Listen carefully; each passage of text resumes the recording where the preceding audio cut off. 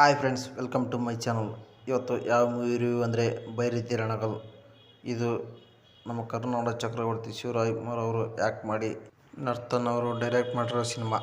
ಈ ಸಿನಿಮಾನ ಥಿಯೇಟ್ರ್ನಲ್ಲಿ ನೋಡ್ಕೊಂಡು ಬಂದೆ. ಥಿಯೇಟ್ರ್ನಲ್ಲಿ ನನಗೆ ಏನು ಅನ್ನಿಸ್ತು, ಏನು ಎಕ್ಸ್ಪೀರಿಯೆನ್ಸ್ ಆಯಿತು ಅಂತ ಈ ವಿಡಿಯೋ ಮೂಲಕ ನಿಮ್ಮ ಹತ್ರ ಹಂಚ್ಕೊಳ್ತೀನಿ. ಇನ್ನು ಈ ಸಿನಿಮಾದ ಕಥೆ ವಿಚಾರಕ್ಕೆ ಬರೋದಾದರೆ, ಮಫ್ತಿ ಅನ್ನೋ ಸಿನಿಮಾದಲ್ಲಿ ಬೈರತಿ ರಣಗಲ್ ಕ್ಯಾರೆಕ್ಟರ್ ಎಷ್ಟು ಜನಕ್ಕೆ ಯಾವ ಥರ ಇಂಪ್ಯಾಕ್ಟ್ ಮಾಡಿತ್ತು ಅಂತ ನಿಮಗೆ ಆಲ್ರೆಡಿ ಗೊತ್ತಾಗಿದೆ. ಮಫ್ತಿ ಸಿನಿಮಾದಲ್ಲಿ ತೋರಿಸಿರೋ ಹಾಗೆ ಬೈರತಿ ರಣಗಲ್ ಅನ್ನೋ ಕ್ಯಾರೆಕ್ಟರ್ ಅಷ್ಟ್ಯಾಕೆ ಪವರ್ಫುಲ್, ಅವನು ಹಿಂದೆ ಏನು ಅನುಭವಿಸ್ಕೊಂಡು ಬಂದ, ಅವನ ಜೀವನ ಹೇಗಿತ್ತು, ಅವನು ಹೇಗೆ ಇಷ್ಟು ಎತ್ತರಕ್ಕೆ ಬೆಳೆದ ಅಂತ ಈ ಸಿನಿಮಾದ ಮೂಲಕ ನರ್ತನ್ ಅವರು ತುಂಬ ಚೆನ್ನಾಗಿ ಹೇಳಿದ್ದಾರೆ ಅಂತಲೇ ಹೇಳ್ತೀನಿ. ಈ ಸಿನಿಮಾದಲ್ಲಿ ನನಗೆ ತುಂಬ ಇಷ್ಟವಾಗಿರೋ ಪಾಯಿಂಟ್ಸ್ ಅಂದರೆ ನರ್ತನ್ ಅವರ ಬರವಣಿಗೆ ಮತ್ತು ಶಿವಣ್ಣ ಅವರ ಆ್ಯಕ್ಟಿಂಗ್ ಮತ್ತು ಸ್ಕ್ರೀನ್ ಪ್ರೆಸೆನ್ಸ್ ಅಂತೂ ನೆಕ್ಸ್ಟ್ ಲೆವೆಲ್ ಬೆಂಕಿ ಅಂತಲೇ ಹೇಳ್ತೀನಿ. ಇನ್ನು ಮ್ಯೂಸಿಕ್ ಬಗ್ಗೆ ಮಾತಾಡೋದಾದರೆ, ಮ್ಯೂಸಿಕ್ ಇನ್ನೂ ಸ್ವಲ್ಪ ಬೆಟರ್ ಆಗ್ಬೋದಿತ್ತು ಅಂತ ನನಗನ್ನಿಸ್ತು.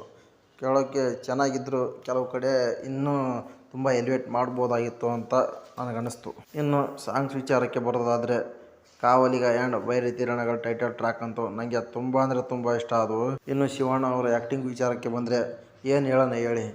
ಇಡೀ ಸಿನಿಮಾನ ಅವರ ಆ್ಯಕ್ಟಿಂಗ್ ಮೂಲಕ ಅವರ ಹೆಗಲ ಮೇಲೆ ಹೊತ್ಕೊಂಡೋಗಿದ್ದಾರೆ ಅಂತಲೇ ಹೇಳ್ತೀನಿ.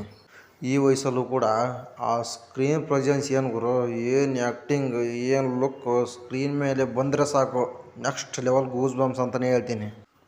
ಫಸ್ಟ್ ಆಫ್ ಕೆಲವು ಕಡೆ ಸ್ಲೋ ಅನಿಸಿದ್ರು ಇಂಟರ್ವಲ್ ಬಿಡೋ ಹೊತ್ತಿಗೆ ನೀವು ಫುಲ್ ಕಥೆಯಲ್ಲಿ ಇನ್ವೆಸ್ಟ್ ಆಗಿರ್ತಾರೆ. ಸಿನಿಮಾ ಜಾಸ್ತಿ ಎಲ್ಲೂ ಬೋರ್ ಅನ್ನಿಸಲ್ಲ, ತುಂಬ ಎಂಗೇಜಿಂಗ್ ಆಗಿದೆ. ಸ್ಕ್ರೀನ್ ಪ್ಲೇ ಅಂತೂ ನನಗೆ ತುಂಬ ಅಂದರೆ ತುಂಬ ಇಷ್ಟ ಆಯಿತು. ಕೆಲವೊಂದು ಸೀನ್ಸ್ನಲ್ಲಿ ಶಿವಣ್ಣ ಅವರ ಬಾಯಿಯಲ್ಲಿ ಕೆಲವೊಂದು ಡೈಲಾಗ್ ಕೇಳ್ತಿದ್ರೆ ಕಿವಿಗೆ ಹಬ್ಬನೇ ಅಂತಲೇ ಹೇಳ್ತೀನಿ.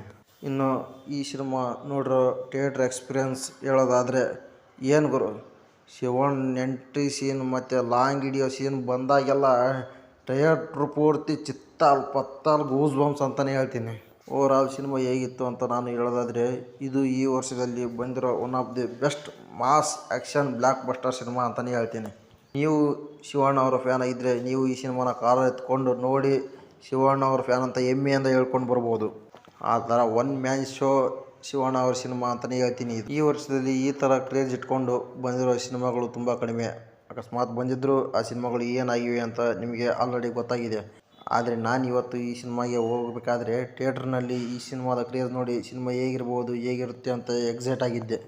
ಆದರೆ ಈ ಸಿನಿಮಾ ನೋಡಿದ ಮೇಲೆ ನನಗೆ ಅನ್ನಿಸ್ತು, ಈ ಸಿನಿಮಾ ಈ ವರ್ಷದಲ್ಲಿ ಬಂದಿರೋ ಮಸ್ಟ್ ಆ್ಯಂಡ್ ಬೆಸ್ಟ್ ವಾಚ್ ಅಂತ. ನೀವು ಈ ಸಿನಿಮಾದ ಕ್ರೇಜ್ನ ಆಲ್ರೆಡಿ ನೋಡಿದರೆ ನಿಮ್ಗೆ ಏನು ಅನ್ನಿಸ್ತು ಅಂತ ಕೆಳಗಡೆ ಕಮೆಂಟ್ ಮಾಡಿ.